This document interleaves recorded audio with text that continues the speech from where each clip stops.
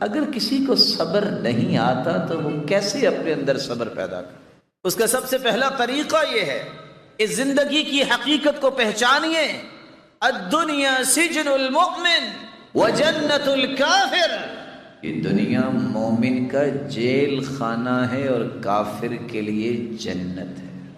اگر کوئی شخص جیل میں چلا جائے، اس کا کمرہ بھی اچھا بنوا دیا جائے، فرنشڈ ہو، اس میں ہر ضرورت کی چیز بھی موجود ہو، ہے تو جیل، آزادی تو نہیں ہے اسے، ایک نہیں دسیوں محرومیاں اسے محسوس تو ہوتی ہے۔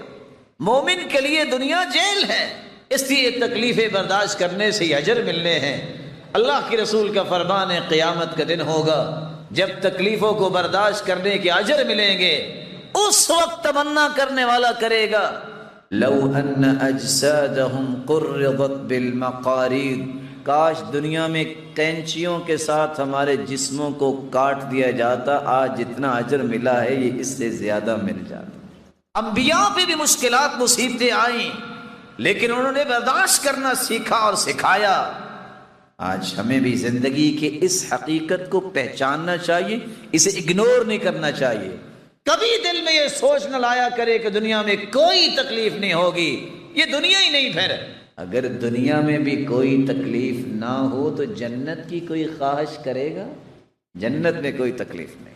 تو صبر آتا انسان کو اس طرح ہے، سب سے پہلے زندگی کی حقیقت کو پہچانیے۔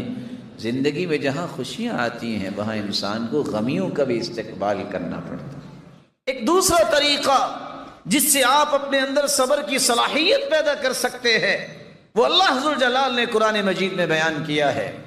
یا ایھا الذین آمنوا استعینوا بالصبر والصلاة ان اللہ مع الصابرین۔ ایمان کا دعویٰ کرنے والوں مدد طلب کرو، کس بات سے؟ بالصبر والصلاة، نماز تم پڑھو گے، فرائض کی پابندی کرو گے، نوافل پڑھو گے، سجدہ کرو گے، اللہ تمہارے اندر صلابت اور قوت پیدا کر دیں گے کہ تم صبر کرنے والوں بنو۔ اور آپ صلی اللہ علیہ وسلم کا طریقہ بھی یہ تھا، كان اذا حزبه امر صلى، آپ کو جب بھی غم آتا، جب بھی پریشانی آتی تو آپ کیا کرتے؟ آپ اللہ کے سامنے سجدہ ریز ہو جاتے۔ عبداللہ ابن عباس رضی اللہ تعالی عنہ کو اطلاع ملی، جا رہے تھے، سواری پہ سوار تھے، اطلاع ملی کہ آپ کے بھائی اللہ کے پاس چلے گئے۔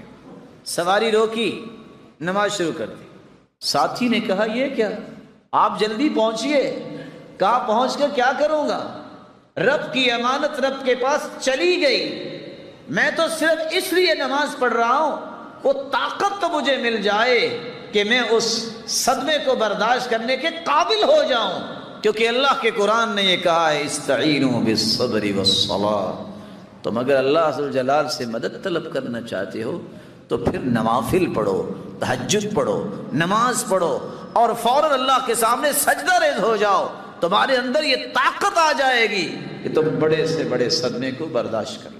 ایک تیسرا طریقہ ہے جس سے انسان اگر صبر نہیں آ رہا تو اس کے اندر صبر آ جاتا ہے، اپنی زبان اس پہ اللہ ذوالجلال کا ذکر لاؤ اور اللہ کے رسول پر کثرت سے درود بھیجو۔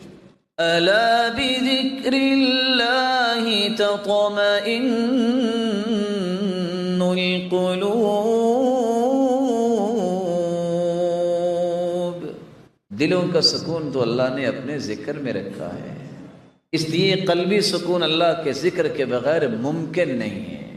اور اللہ کے رسول صلی اللہ علیہ وسلم نے اس صحابی سے کہا تھا جس نے یہ سوال کرتے کرتے کرتے یہاں تک پہنچا کہ اللہ کے رسول اگر میں کثرت سے درود ہی پڑھتا رہوں تو پھر کیا ہوگا؟ فرمایا اذن تکفى همك ويغفر لك ذنبك، میرے صحابی اگر تم کثرت سے درود ہی پڑھتے رہو گے تو خوش ہو جاؤ، زندگی کے سارے غم دور ہو جائیں گے اور سارے گناہ بھی معاف ہو جائیں گے۔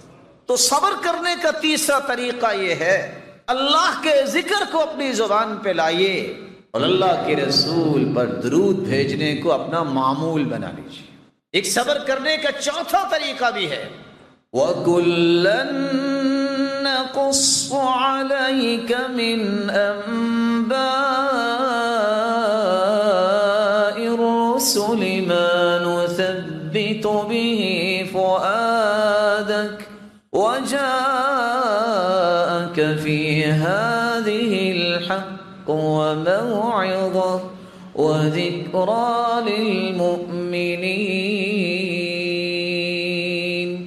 انبیاء کے قصے پڑھیے، صحابہ کرام کی زندگیوں کو پڑھیے، سمجھ آئے گی کہ کیسے اللہ نے ان کو قوت دی، کیسے انہوں نے صبر کیے، کس طرح انہوں نے زندگی کے معاملات کو چلایا، آپ کے اندر صبر آئے گا۔ ایک پانچواں طریقہ بھی ہے جس سے آپ اپنے اندر صبر کی صلاحیت پیدا کر سکتے ہیں۔ رسول اللہ صلی اللہ علیہ وآلہ وسلم نے کچھ دعائیں بتائی ہیں، یہ دعائیں اپنا معمول بنائیے۔ اذا اصاب احدا ہم او غم او سقم او شدہ، کسی کو غم آیا، فکر نے گھائل اور نڈھال کر دیا، بیماری نے لاچار کر دیا، سختیوں کی چکی میں پس گیا ہے، صرف اتنے الفاظ بول دے، اللہ ربی لا شریک لہ۔ اتنے الفاظ بولنے سے اللہ اتنا راضی ہوتے ہیں کہ غم بھی، ہم بھی، اور سختیاں بھی اور بیماریوں کو بھی اللہ دور کر دیتے ہیں۔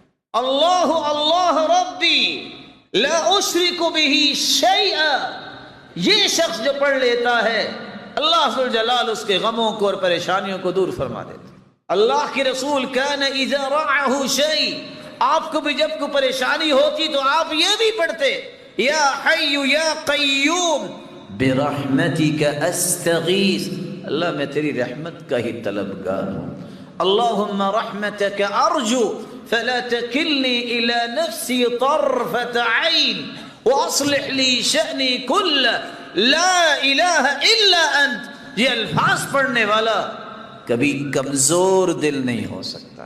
التلبینہ مجمۃ لفؤاد المریض وتذهب ببعض الحزن، رسول اللہ صلی اللہ علیہ وسلم نے ایک چھٹا علاج بھی بیان کیا، تلبینہ کھاؤ، اس سے انسان کا غم بھی دور ہوتا ہے اور بیماری بھی، جو مریض ہے اس کی بیماری کو بھی لے جاتا ہے۔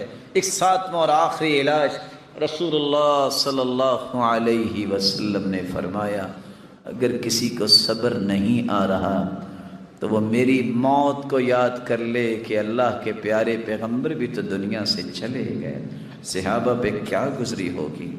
رسول اللہ صلی اللہ علیہ وسلم نے فرمایا، اللہ ذوالجلال اپنے فرشتوں سے پوچھتے ہیں، اقبضتم ولد عبدی ثمرۃ فؤادہ، جب تم نے روح کو قبض کیا میرے بندے جو دل کا ٹکڑا تھا کسی کا، یہ بتاؤ اس نے پھر کیا کہا؟